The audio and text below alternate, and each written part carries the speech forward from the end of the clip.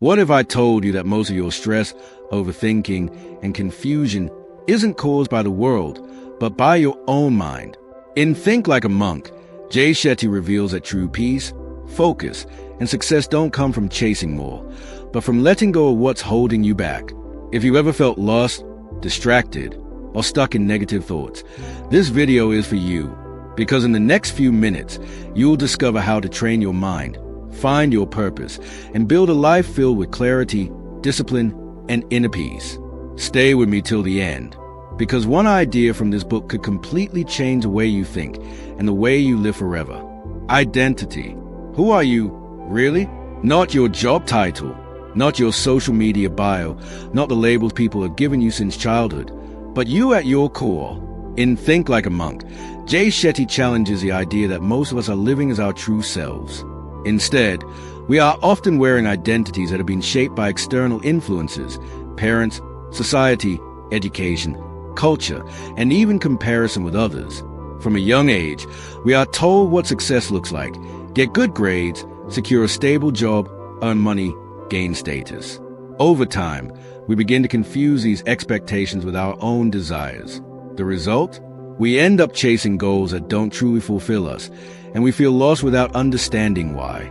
Imagine a student who chooses to become a doctor, not because they feel called to heal people, but because their family expects it. On paper, they are successful, but internally, they may feel disconnected, stressed, and unfulfilled. This is what happens when identity is borrowed instead of discovered. Jay Shetty explains that monks spend time stripping away these external labels to understand their true nature. They ask deeper questions. What are my values? What genuinely brings me joy? What kind of life do I want to live if no one else's opinion mattered? A powerful concept introduced here is the difference between the self and the role. You may play many roles in life: a student, a friend, a son or daughter, but these roles are not your identity. When you attach your entire identity to a role, you become fragile. If that role changes or disappears, you feel like you've lost yourself. For example, if someone defines themselves entirely by their career and then loses their job, they may feel completely broken. But when your identity is rooted in deeper values, like growth, kindness, curiosity, you remain stable regardless of external changes. Another key idea is that we often live in comparison. Social media amplifies this problem. You see someone traveling the world, someone owning more money, someone achieving something faster than you, and suddenly you feel behind. But Jay Shetty reminds us that comparison distorts identity. It pushes you to become someone you are not. Instead of asking, why am I not like them? Monks ask, am I becoming the best version of myself? That shift alone can change your entire life. To bring this into a real-life scenario, think about a person who constantly changes their goals based on what others are doing. One month they want to start a business because their friend did it. The next month they want a government job because it seems secure. Then they try content creation because it looks glamorous. Years pass, and they feel confused and directionless, not because they lack ability, but because they never pause to define who they truly are. Identity requires stillness, reflection, and honesty. So how do you begin discovering your real identity? Jay Shetty suggests spending time in self-reflection. Reduce noise, limit distractions, step away from constant input, and observe your thoughts. Pay attention to what energizes you versus what drains you. Notice when you feel most aligned with yourself. These are clues. Your identity is not something you create overnight. It is something you uncover layer by removing what is not truly you. Here are some reflective questions you can ask yourself. If no one judged me, what kind of life would I choose? What activities make me lose track of time? Am I pursuing my goals because I want them, or because others expect them? What values do I want to be remembered for? When do I feel most like myself? Ultimately, the identity chapter teaches that clarity in life begins with clarity of self. When you know who you are, decisions become easier, distractions lose their power, and you stop chasing things that don't matter. Instead of living a life designed by others, you begin to live a life that is truly yours. Main points, key lessons, and action steps. Most people live with borrowed identities shaped by society, family, and comparison. Your roles, job, status, titles are not your true identity. Attaching identity to external things leads to instability and confusion. Comparison with others distorts your sense of self and direction. True identity comes from understanding your values, passions, and inner self. Actionable lessons. Spend 10 to 15 minutes daily in silence or reflection to understand your thoughts. Write down your top 5 values and evaluate if your current life aligns with them. Reduce comparison by limiting social media consumption. Make at least one decision this week based on what you truly want, not others. Journal answers to the reflective questions and revisit them regularly. By applying these ideas, you begin the process of shedding false identities and stepping into a life that feels authentic, purposeful, and deeply fulfilling. Negativity. Why is it that even on a good day, one negative comment can ruin everything? In Think Like a Monk, Jay Shetty explains that negativity is not just something that happens to us. It is something we often absorb, amplify, and unknowingly practice every day. Our minds are naturally wired to focus more on threats and on positive experiences. This was useful for survival in ancient times, but today, it causes us to overthink, assume the worst, and carry emotional weight that doesn't belong to us. Think about a simple situation. You receive 10 compliments and 1 criticism. Logically, the compliment should outweigh the criticism. But what happens? You keep replaying that one negative comment in your head. You question yourself, your abilities, and sometimes even your worth. This is negativity bias in action. Jay Shetty highlights that unless we consciously train our minds, negativity becomes a default setting. Another powerful source of negativity is the environment we surround ourselves with. Imagine spending time with people who constantly complain, gossip, or focus on problems rather than solutions. Over time, you begin to adopt the same mindset. Without realizing it, their way of thinking becomes your way of thinking. Similarly, social media can act as a constant stream of negativity, comparison, outrage, unrealistic expectations, all feeding into your mental state. It's like breathing polluted air. You don't notice it immediately, but it affects you deeply over time. Jay Shetty introduces the idea that negativity often comes from 3 key sources: what we consume, who we spend time with, and how we interpret situations. For example, 2 people can experience the same event, losing a job. One person sees it as a failure and spirals into self-doubt. The other sees it as an opportunity to explore a better path. The situation is the same, but the mindset creates a completely different outcome. This shows that negativity is not always about reality. It is about perception. A relatable example is a student who fails an exam. One reaction might be, "I'm not smart enough. I'll never succeed." Another reaction could be, "I didn't prepare well this time. What can I improve?" The first mindset traps the person in negativity, while the second uses the experience for growth. The difference lies in awareness and training the mind to respond, rather than react. Jay Shetty emphasizes that monks don't eliminate negativity completely. They learn how to process and release it. Suppressing negative thoughts doesn't work. It only makes them stronger. Instead, monks observe their thoughts without judgment. They create space between the thought and their reaction. This pause is powerful. It allows you to choose how you respond rather than being controlled by automatic patterns. So how can you apply this in your own life? Start by becoming aware of your mental inputs. Pay attention to what you watch, read, and listen to. Notice how different environments and people affect your mood. If certain conversations or content leave you feeling drained, reduce your exposure. Replace it with something that uplifts or educates you. Another practical step is reframing your thoughts. The next time something negative happens, pause and ask yourself, is there another way to look at this? For instance, if someone ignores your message, instead of assuming they don't care, consider that they might be busy. This small shift can prevent unnecessary stress. You can also practice gratitude as an antidote to negativity. When your mind starts focusing on what's wrong, intentionally shift your attention to what's going right. This doesn't mean ignoring problems, but it helps balance your perspective. Here are some reflective questions to deepen your awareness. What kind of content do I consume daily, and how does it affect my mindset? Are the people around me contributing to my growth or my negativity? Do I tend to assume the worst in situations without evidence? How do I usually react to criticism or failure? What is one negative thought pattern I can start changing today? Ultimately, the negativity chapter teaches that while you cannot control everything that happens to you, you can control how you interpret and respond to it. By becoming aware of your thoughts, choosing better inputs, and practicing mindful responses, you can gradually reduce negativity and create a calmer, more balanced mind. Main points, key lessons, and action steps. The mind has a natural negativity bias that focuses more on problems than positives. Negativity is influenced by environment, people, and content consumption. Situations are neutral. Your interpretation gives a meaning. Suppressing negative thoughts doesn't work. Awareness and observation do. Small mindset shifts can turn negative experiences into growth opportunities.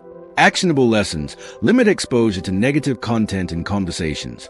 Surround yourself with people who encourage growth and positivity. Practice reframing. Look for alternative explanations in negative situations. Pause before reacting. Create space between thought and action. Write down 3 things you are grateful for every day to train your mind toward balance. By applying these steps consistently, you can reduce the grip of negativity on your life and develop a mindset that is more resilient, aware, and in control. Purpose. What if the reason you feel stuck, unmotivated, or confused isn't because you're lazy or incapable, but because you're chasing goals that were never truly yours? In Think Like a Monk, Jay Shetty explains that purpose is not something you randomly find one day. It is something you uncover by aligning your skills, passions, and values with service to others. Many people spend years pursuing what looks successful on the outside, high-paying jobs, social status, recognition, yet feel empty on the inside. That emptiness is often a signal that their actions are disconnected from their true purpose. One of the biggest misconceptions about purpose is that it has to be something grand or extraordinary. People often think, I need to change the world, or I need to find one perfect calling. This pressure creates anxiety and confusion. Jay Shetty reframes this idea by showing that purpose is less about what you do and more about how you do it and why you do it. A teacher, a business person, or a content creator can all live with purpose if their work is rooted in genuine contribution and meaning. Imagine 2 people working the same job. One sees it as a burden, something they must endure just to earn money. The other sees it as an opportunity to help others grow and make an impact, even in small ways. Their external situation is identical, but their internal experience is completely different. The second person is connected to purpose, while the first is not. Purpose transforms ordinary actions into meaningful ones. Jay Shetty introduces the idea that purpose lies at the intersection of 3 things: what you are good at, what you enjoy, and what the world needs. When these 3 align, your work becomes more than just a task. It becomes fulfilling. For example, someone who enjoys explaining concepts, has the skill to communicate clearly, and understands that people need guidance could find purpose in teaching or content creation. Without this alignment, even success can feel hollow. A common role-life scenario is someone who follows a career path because it is considered safe. They may earn well, but they constantly feel drained, unmotivated, and disconnected. On weekends, they feel alive doing something completely different, maybe creating videos, helping others, or learning new skills. These moments are clues pointing toward their purpose. But many people ignore these signals because they fear uncertainty or judgment. Jay Shetty emphasizes that purpose is not discovered through constant activity, but through reflection. Monks spend time in silence, observing their thoughts and desires without distraction. In today's world, we are constantly consuming information, social media, opinions, trends, which makes it difficult to hear our own inner voice. To find purpose, you need to create space to listen to yourself. Another important idea is that purpose is linked to service. When your actions benefit others, your sense of fulfillment increases. For example, a person who creates content only for views may feel pressure and burnout. But if they shift their focus to helping people learn, grow, or feel inspired, their work gains deeper meaning. Purpose is not just about personal success. It is about contribution. So how can you apply this in your life? Start by observing your natural tendencies. What activities make you feel energized rather than drained? What problems do you feel drawn to solving? What kind of impact do you want to have on others? Instead of trying to find one perfect answer immediately, experiment. Try different paths. Learn new skills, and pay attention to what resonates with you. You can also begin aligning your current life with purpose, even if you cannot change everything at once. For example, if you are in a job you don't love, you can still bring purpose into it by helping colleagues, improving processes, or learning skills that move you closer to your ideal path. Purpose is not always about changing your situation. It is often about changing your intention. Here are some reflective questions to guide you. What activities make me feel most alive and engaged? What skills do I naturally possess or enjoy developing? How can my abilities help or serve others? Am I chasing this goal because I want it or because it is expected of me? If money and judgment were not factors, what would I choose to do? Ultimately, the Purpose chapter teaches that fulfillment does not come from blindly following societal definitions of success, but from aligning your life with who you truly are and how you can contribute. When you connect your actions to meaning, even small steps feel significant, and your life begins to move with clarity and direction. Main points, key lessons, and action steps. Purpose is not something you randomly find. It is something you uncover through alignment. IT lies at the intersection of your skills, passions, and what the world needs. External success without purpose leads to emptiness and lack of motivation. Purpose is less about what you do and more about why and how you do it. Serving others adds meaning and fulfillment to your work. Actionable lessons. Identify activities that energize you and those that drain you. List your skills and think about how they can help others. Experiment with different paths instead of waiting for clarity. Start bringing purpose into your current work through intention and contribution. Set goals based on your values, not societal expectations. By applying these lessons, you begin to shift from chasing success to living with purpose, creating a life that feels meaningful, intentional, and truly your own. Routine. If you look at people who seem calm, focused, and consistently successful, it's tempting to believe they are simply more talented or more disciplined by nature.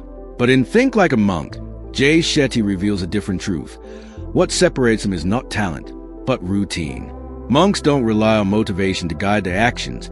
They rely on structured daily habits that shape their mindset and behavior over time. The idea is simple but powerful. Your life is not built by what you do occasionally, but by what you do consistently. Most people approach their days reactively. They wake up and immediately check their phone, scroll through notifications, compare their lives to others, and let external inputs dictate their mood. By the time they start their actual work, their mind is already scattered. Now imagine a different approach. A monk begins a day with intention, through silence, reflection, or meditation. Instead of consuming information immediately, they create mental clarity first. This one shift changes the entire direction of the day. Consider a relatable example. Two individuals wake up at the same time. The first person grabs their phone, spends 30 minutes scrolling, rushes through their morning, and feels overwhelmed before the day even begins. The second person spends those same 30 minutes in a simple routine, maybe sitting quietly, planning their day, or focusing on their breathing. By the time they start work, they feel calm, focused, and in control. The difference is not time, it's how that time is used. Jay Shetty emphasizes that routines reduce decision fatigue. Every day, we make hundreds of small decisions: what to eat, what to wear, what to do next. These decisions drain mental energy. A well-designed routine removes unnecessary choices, allowing you to focus on what truly matters. For example, if you decide in advance that your morning includes 10 minutes of reflection, 20 minutes of focus work, and a healthy breakfast, you don't waste energy deciding what to do. You simply follow the structure. Another key idea is that routines create identity. When you repeatedly perform certain actions, they become part of who you are. If you write every day, you begin to see yourself as a writer. If you exercise regularly, you identify as someone who values health. This is important because behavior follows identity. When your routine aligns with the person you want to become, change becomes natural rather than forced. However, many people struggle with routines because they try to copy others instead of creating something that fits their own life. You might see a perfect morning routine online and try to follow it exactly, only to fail after a few days. Jay Shetty suggests that routines should be personalized. What works for a monk or a high-performing entrepreneur may not work for you. The goal is not perfection, it is consistency. A practical way to start is by building small, manageable habits. Instead of trying to transform your entire day overnight, begin with 1 or 2 changes. For instance, you could start by setting aside 10 minutes each morning for silence or reflection. Over time, this can expand into a more structured routine. The key is to make it sustainable. Another important aspect of routine is the evening. Just as the morning sets the tone for your day, the evening prepares your mind for rest and recovery. If you end your day with constant stimulation, screens, noise, stress, it becomes harder to relax and recharge. A simple evening routine, such as reflecting on the day or planning for tomorrow, can improve both your sleep and your mental clarity. Think about a hypothetical scenario where someone wants to improve their productivity. They keep waiting for motivation, but it never lasts. One day they decide to create a simple routine. Start work at the same time every day. Focus for 25 minutes. Take a short break and repeat. Over weeks, their productivity improves, not because they suddenly became more motivated, but because their routine made progress automatic. To apply this in your life, begin by observing your current habits. What do you do in the first hour after waking up? What do you do before going to sleep? Identify patterns that are helping you and those that are holding you back. Then, intentionally design a routine that supports the person you want to become. Here are some reflective questions to guide you. How do I currently start and end my day? Which habits in my routine are helping me, and which are harming me? What is one small habit I can introduce into my daily routine? Am I relying on motivation, or do I have a structure to guide my actions? What kind of person do I want to become, and does my routine reflect that? Ultimately, the routine chapter teaches that success and inner peace are not the result of occasional effort, but a consistent daily practice. By creating intentional routines, you take control of your time, your energy, and your direction in life. Main points, key lessons, and action steps. Your life is shaped by what you do consistently, not occasionally. Routines reduce decision fatigue and increase focus. That a strong morning routine sets the tone for the entire day. Small, consistent habits are more powerful than big, inconsistent efforts. Routines help build identity and make positive behaviors automatic. Actionable lessons. Start your day without immediately checking your phone. Create a simple morning routine with reflection, planning, or silence. Introduce one small habit at a time instead of overwhelming yourself. Design a routine that fits your lifestyle rather than copying others. Build an evening routine to prepare your mind for rest and the next day. By applying these steps, you can gradually replace chaos with structure, making your daily actions more intentional and aligned with the life you want to create. The mind. Our mind is the most powerful tool we have, and also the source of much of our suffering. In Think Like a Monk, Jay Shetty explains that the way we think shapes not only how we experience life, but also what we attract into it. The mind can be a source of clarity, creativity, and peace, or it can be a breeding ground for fear, anxiety, and doubt. The difference lies in how we train it. Unfortunately, most people leave their minds untrained, allowing thoughts, emotions, and external influences to control their actions. As a result, they feel reactive, stressed, and disconnected from their own lives. Consider a simple example. Two colleagues receive critical feedback on a project. The first immediately feels hurt, questions their abilities, and worries about what others think. The second pauses, considers the feedback objectively, and sees it as an opportunity to improve. Both experience the same event, but their minds created completely different realities. Jay Shetty emphasizes that the mind is like a garden. It will grow whatever you plant, whether positive seeds of awareness and gratitude, or negative seeds of fear and self-doubt. One reason the mind becomes chaotic is constant overstimulation. Social media, notifications, endless news cycles, and other distractions keep the mind in a state of reactivity. This prevents reflection and deep thought. Monks, in contrast, intentionally limit stimuli to cultivate focus and clarity. They practice observing thoughts without judgment, learning to notice patterns and triggers rather than being carried away by them. Over time, this builds mental resilience and emotional balance. Jay Shetty also discusses the role of self-talk. The narrative we repeat internally shapes our self-image, confidence, and emotional state. A person who constantly thinks, "I am not good enough," will find evidence to support that belief, often ignoring accomplishments and successes. Conversely, someone who reinforces positive, realistic self-talk strengthens their ability to handle challenges. This doesn't mean ignoring mistakes or flaws. It means choosing perspective that empowers rather than diminishes. A practical example comes from daily life. Imagine someone stuck in traffic, running late for an important meeting. One mindset says, "This is awful. Everything is going wrong. I'll be judged." Another mindset says, "I can't control traffic, but I can prepare mentally, plan my meeting points, and stay calm."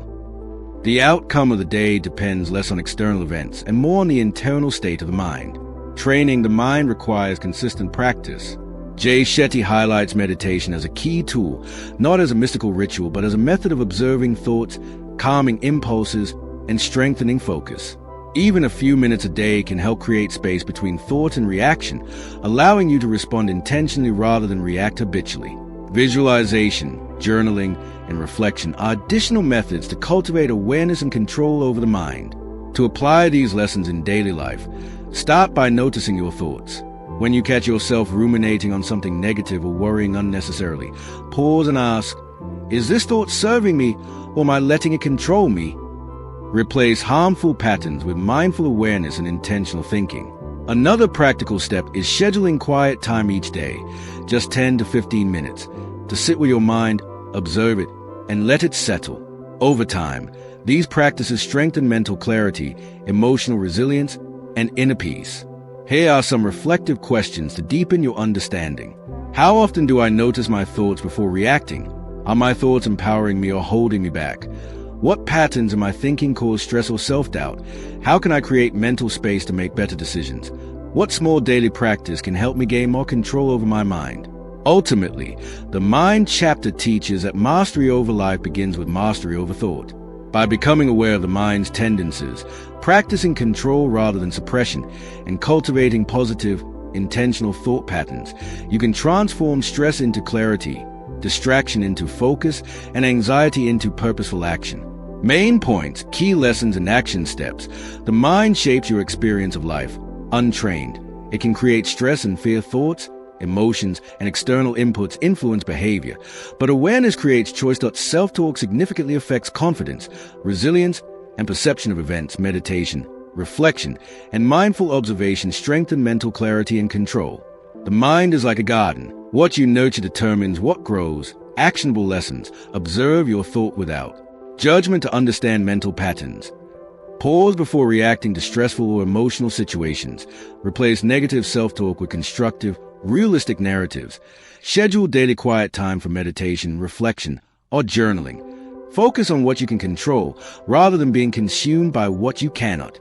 By practicing these strategies, you can transform your mind from a source of stress into a tool for focus, clarity, and purpose, allowing you to respond to life intentionally rather than reactively.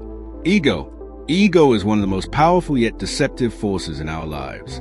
In Think Like a Monk, Jay Shetty explains that the ego is not inherently bad, but it becomes destructive when it controls our decisions, relationships, and sense of self-worth.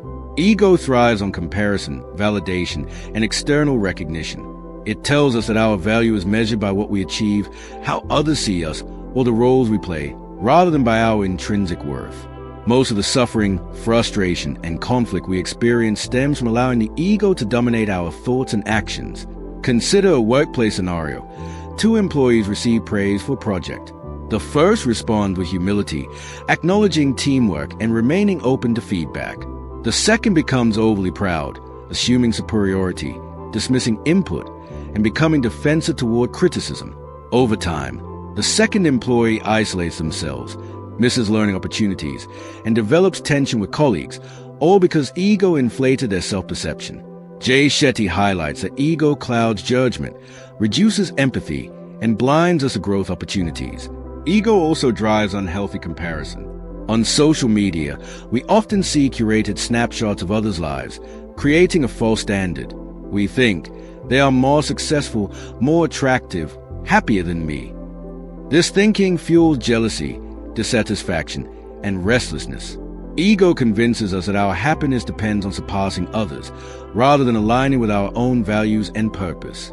In contrast, monks practice detachment, observing their ego without judgment and focusing on their inner development rather than external validation. Another key point Shetty emphasizes is that ego is often tied to fear of being insignificant, overlooked, or inadequate. To protect itself, ego seeks control, recognition, and superiority. For example, someone may insist on always having the last word in conversations, not because it matters, but because they fear being perceived as less intelligent or influential. These behaviors appear externally as arrogance, but internally, they are driven by insecurity. Breaking free from ego does not mean suppressing ambition or self-confidence. It means building awareness and perspective. Jay Shetty illustrates this with the concept of higher self versus lower self. The lower self is reactive, self-centered, and focused on validation. The higher self is conscious, compassionate, and aligned with purpose. By identifying moments when the ego is influencing choices, we can shift toward decisions that serve growth, relationships, and long-term fulfillment. A practical example is in handling criticism. The ego may interpret feedback as an attack, causing defensiveness or resentment. The higher self, however, listens, separates a content from personal worth, and uses it constructively. Over time, this creates resilience, learning, and healthier interactions. Similarly, ego can influence spending, competition, and even social interactions, prompting people to overspend to impress others, argue unnecessarily, or pursue recognition at the cost of peace. To apply these lessons in daily life, start by observing triggers. Notice when you feel defensive, jealous, or desperate for approval. Pause and ask whether your reaction stems from ego or authentic intention. Another exercise is gratitude and humility, acknowledging what others have contributed to your successes or recognizing that personal worth is not tied to accolades. Journaling reflections on your ego-driven actions can help you gain clarity and reduce their influence over time. Here are some reflective questions to guide awareness. When did my ego influence a decision in the past week? What situations make me seek validation or superiority? How do I feel when someone outshines me or criticizes me? Which of my actions are driven by fear, insecurity, or pride? How can I practice humility and focus on growth rather than recognition? Ultimately, the ego chapter teaches that freedom, peace, and meaningful relationships come from observing the ego rather than being ruled by it. By recognizing when the ego drives behavior, consciously choosing humility, and prioritizing purpose over validation, we cultivate a life that is grounded, resilient, and authentically fulfilling. Main points, key lessons, and action steps. Ego is not inherently bad, but unchecked, it leads to suffering, comparison, and conflict. That it thrives on validation, recognition, fear, and a desire for superiority. Ego clouds judgment, reduces empathy, and limits growth opportunities. Distinguish between lower self, ego-driven, and higher self, purpose-driven. Awareness, humility, and reflection are key to reducing ego's influence. Actionable lessons. Observe your reactions. Notice moments of defensiveness, jealousy, or pride. Pause before responding when ego is triggered. Choose a purpose-driven approach. Practice gratitude and acknowledge contributions of others. Reflect in a journal about ego-driven actions and alternative responses. Focus on growth, service, and self-awareness rather than external validation. By applying these practices, you can reduce ego-driven behavior, improve relationships, and live a life guided by purpose, awareness, and inner peace rather than external approval. Discipline. Discipline is often misunderstood as restriction or rigid control. But in Think Like a Monk, Jay Shetty reveals that discipline is actually the gateway to freedom and purpose. Most people associate discipline with unpleasant tasks, forced routines, or denying themselves pleasures. However, Shetty explains that true discipline is about training the mind and habit to serve your higher goals rather than your immediate impulses. Discipline is what allows you to move consistently toward your purpose, even when motivation is low or life feels chaotic. Without discipline, even the clearest intentions remain unfulfilled dreams. Consider a relatable scenario. A student who wants to become a great writer may feel inspired occasionally, but inspiration alone is fleeting. Without discipline, they write sporadically, and their progress is minimal. Another student commits to writing for just 30 minutes every morning, no matter what. Over months, their consistent practice develops skill, confidence, and a body of work they can be proud of. The difference between success and mediocrity is rarely talent. It is consistent disciplined action over time. Jay Shetty emphasizes that discipline is not about perfection, it's about consistency and choice. Many people fail because they attempt grand, unsustainable changes. For example, starting a strict 6-hour daily meditation routine or cutting out all enjoyable activities may lead to burnout and abandonment. The key is to start small, one deliberate, manageable habit at a time. Each small act of discipline reinforces your identity and strengthens self-control, gradually rewiring your mind to prioritize long-term fulfillment over short-term gratification. Discipline also combats the distractions of modern life. Our environment constantly pulls attention toward instant gratification, social media, entertainment, junk food, and gossip. Without discipline, these temptations hijack time and energy, leaving us unfulfilled and reactive. Monks, in contrast, practice structured routines, mindfulness, and reflection to cultivate focus and resilience. Discipline gives you the ability to act according to values rather than impulses, creating control over your life rather than letting life control you. A practical real-life example. Imagine someone trying to improve physical fitness. Motivation fluctuates. They feel like exercising some days and not others. Discipline ensures they show up regardless of feelings, building momentum that eventually makes exercise a natural, almost automatic part of life.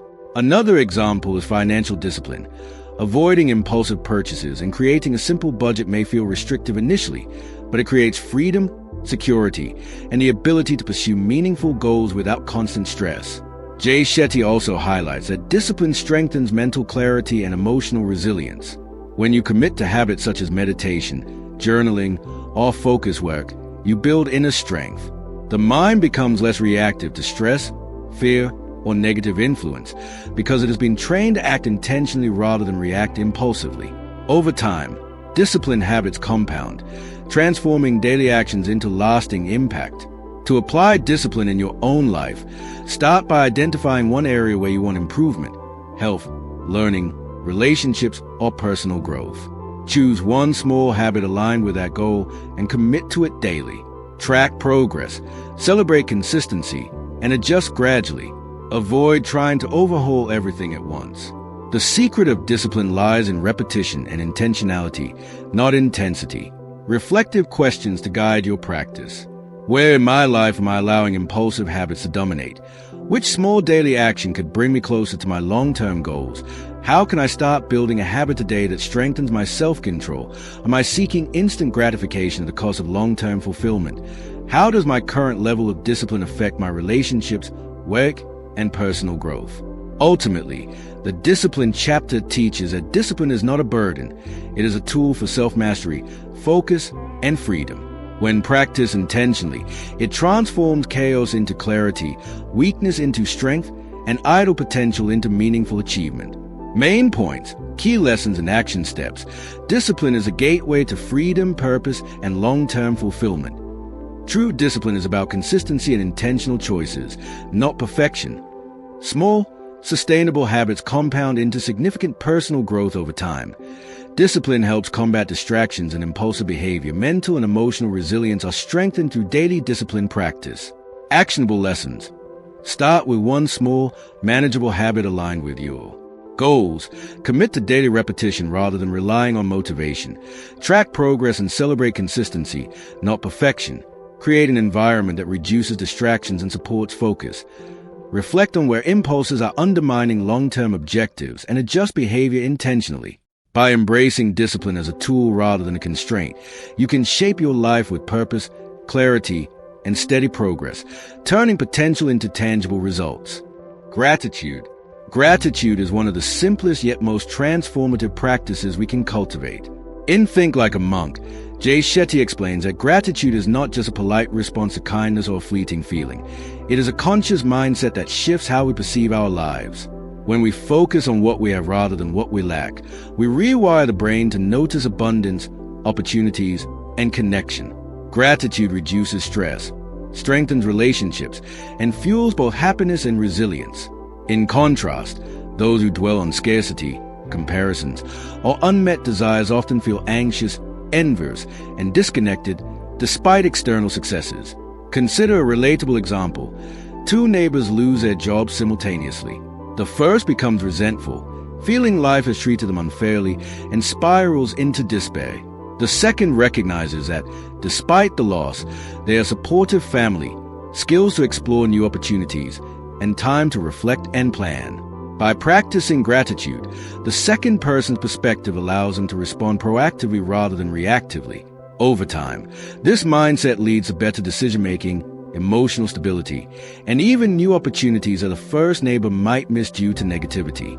Jay Shetty emphasizes that gratitude works best when it is intentional and reflective. It's not enough to say thank you out of habit. We must pause, notice, and appreciate the people, experiences, and small joys that often go unnoticed. For example, someone may take their morning cup of coffee for granted. Instead, by reflecting on the warmth, aroma, and comfort it brings, they experience a moment of mindfulness and appreciation, setting a positive tone for the day. These small acknowledgments, repeated consistently, gradually reshape perception and emotional resilience. Gratitude also strengthens relationships. Expressing appreciation to family, friends, colleagues, or even strangers fosters trust, empathy, and connection.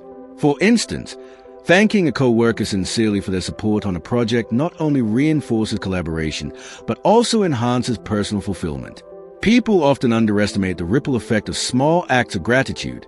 These gestures can improve workplace culture, friendships, and family bonds in profound ways. Another practical application Shetty highlights is gratitude journaling. Writing down 3 things you are grateful for each day, even small, seemingly trivial ones, has been shown to increase happiness, reduce stress, and improve sleep quality. This habit shifts attention away from scarcity and competition, focusing the mind on abundance and well-being. Over time, it becomes an automatic lens through which you view challenges and setbacks, fostering resilience. A hypothetical scenario illustrates this clearly. Imagine a student struggling with exams. Instead of focusing solely on stress, they list 3 things they are grateful for: supportive friends, a quiet study space, and access to learning resources. This simple act of reflection reduces anxiety, increases motivation, and creates a sense of control. The mind, trained in gratitude, no longer fixates on what's missing but leverages what is present.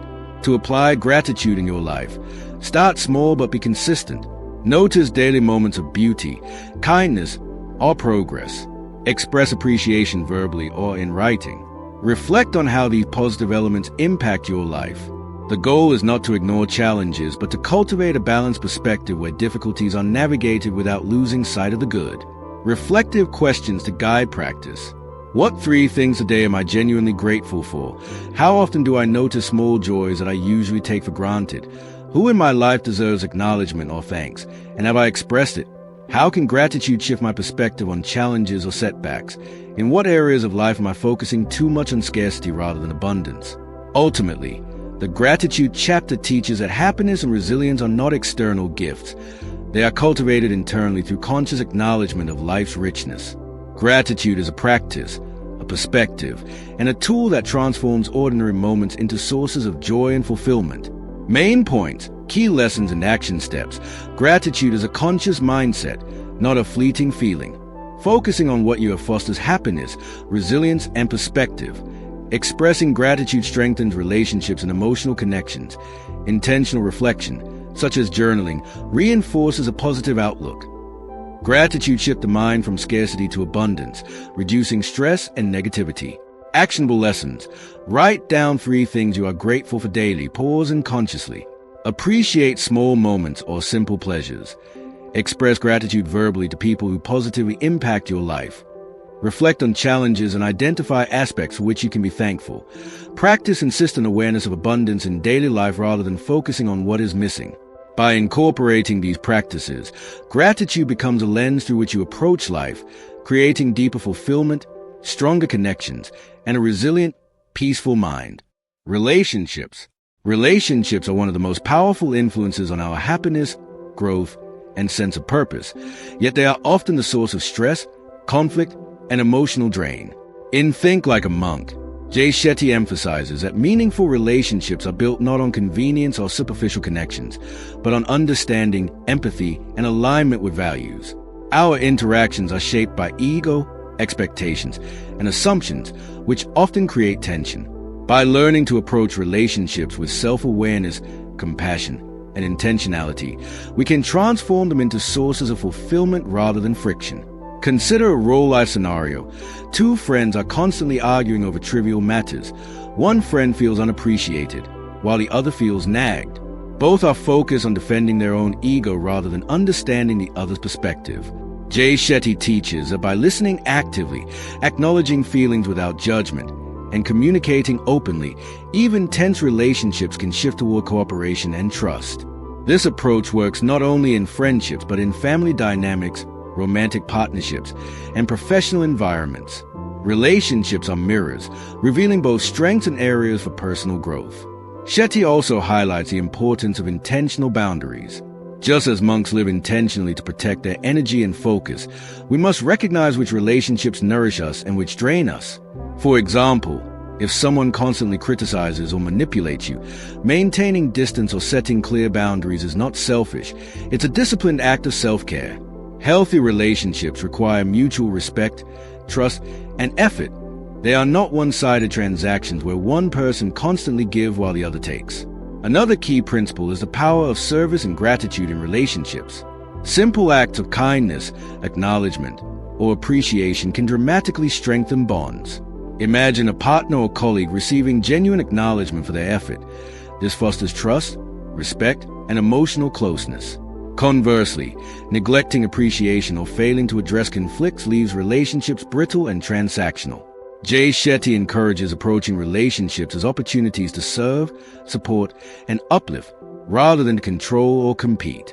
The chapter also explores the role of ego in conflicts.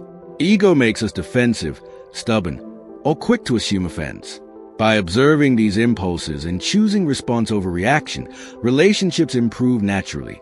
For example, during a disagreement, instead of interrupting or proving a point, pausing to understand the other's perspective can prevent escalation. This practice requires patience and emotional discipline, but pays dividends in harmony and long-term connection. Practical application involves daily reflection and deliberate effort. Ask yourself, am I truly listening, or am I preparing my response? Am I focusing on understanding and supporting, or am I seeking validation and control? Even small gestures, like expressing appreciation, sending a thoughtful message, or offering help without expectation, strengthen bonds. Over time, these consistent actions cultivate deeper, more resilient, and fulfilling relationships. Reflective questions to guide your relational growth. Which relationships in my life drain my energy, and which energize me? How often do I listen to understand rather than respond to defend my ego? What small acts of kindness or appreciation can I practice consistently?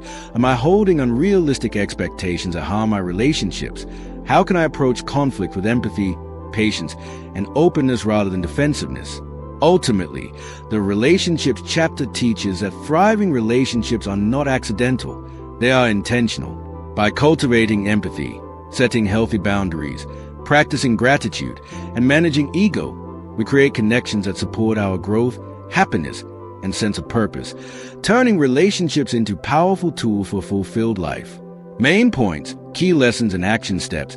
Meaningful relationships are built on empathy, understanding, and shared values. Ego, assumptions, and unmet expectations often create conflict. Healthy boundaries protect energy and promote mutual respect. Acts of service, gratitude, and acknowledgement strengthen bonds. Observing impulses and choosing response over reaction improves communication and harmony. Actionable lessons. Listen actively and focus on understanding rather than defending your perspective. Set boundaries with people who drain your energy or create conflict. Express gratitude and appreciation consistently to nourish relationships. Reflect daily on interactions. Identify where ego or impatience affected your responses. Approach conflict with empathy and intentionality, prioritizing long-term connection over short-term victory. By practicing these principles, relationships evolve from sources of stress into foundations of support, growth, and lasting fulfillment, enriching both your life and the lives of those around you. Service. Service is one of the most profound ways to find purpose, peace, and fulfillment in life.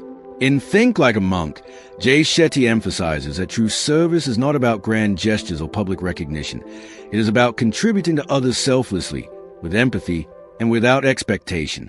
When we focus solely on ourselves, our desires, ambitions, and comfort, we limit our growth and happiness. In contrast, serving others cultivates compassion, humility, and perspective, allowing us to see beyond our own struggles. Service is not just an act. It is a mindset, a daily practice that reshapes how we perceive the world and our role in it. Consider a simple yet powerful scenario. A young professional volunteers to mentor a struggling colleague. At first, it feels inconvenient and time-consuming. But over time, they notice not only the colleague's improvement, but also a sense of satisfaction, confidence, and purpose within themselves. Their perspective shifts from self-centered ambition to a broader vision of impact. Jay Shetty explains that this shift is transformative. The act of giving, whether of time, knowledge, or support, strengthens character, builds meaningful connections, and fosters emotional resilience. Service becomes a pathway to inner peace, as it draws attention away from ego-driven desires and toward contribution. Shetty also highlights that service is not limited to extraordinary acts. Daily life provides countless opportunities: helping a neighbor carry groceries, listening attentively to a friend in distress, mentoring someone at work, or even small acts of kindness toward strangers. These acts create ripple effects, influencing the community and inspiring others. A hypothetical scenario: imagine someone helping an elderly person cross a busy street. That simple act may seem small, but it could restore the person's faith in humanity, inspire bystanders to act kindly, and instill a sense of purpose in the helper. Service multiplies when it flows naturally from empathy rather than obligation. Another key aspect Shetty emphasizes is a connection between service and self-mastery. Service requires humility, acknowledging that others' needs are as important as our own. It requires discipline, showing up consistently even when inconvenient. It fosters perspective, reminding us of our shared humanity and the struggles others face. Over time, this mindset reduces stress, diminishes ego-driven anxieties, and cultivates gratitude. People who regularly practice service often report increased happiness, reduced loneliness, and greater clarity about their purpose in life. For practical application, Shetty encourages integrating service into daily routines. Ask yourself, how can I use my skills, time, or energy to help someone today? It could be as simple as sharing knowledge, volunteering, or supporting a family member. Begin with small, manageable actions and gradually expand. Over time, service becomes a habit and an identity, shifting your mindset from self-focus to contribution. It transforms ordinary interactions into meaningful opportunities for growth and connection. Reflective questions to deepen your understanding. How often do I consider the impact of my actions on others? Where can I contribute my time, energy, or knowledge without expecting anything in return? How does serving others change my perspective on my own challenges? In what areas of my life could I cultivate more humility through service? How can small, consistent acts of kindness become a natural part of my routine? Ultimately, the service chapter teaches that the key to fulfillment and purpose lies not in accumulation, recognition, or achievement, but in giving selflessly. By focusing on the needs of others, we cultivate compassion, perspective, and inner peace, transforming both our lives and the lives of those around us. Main points, key lessons, and action steps. True service is selfless, consistent, and driven by empathy, not recognition. Service shifts focus from ego to contribution, fostering purpose and fulfillment. Small, daily acts of kindness have ripple effects, influencing others and the community. Service cultivates humility, discipline, gratitude, and emotional resilience. Contribution is a mindset that transforms ordinary life into meaningful action. Actionable lessons. Identify small ways to serve others.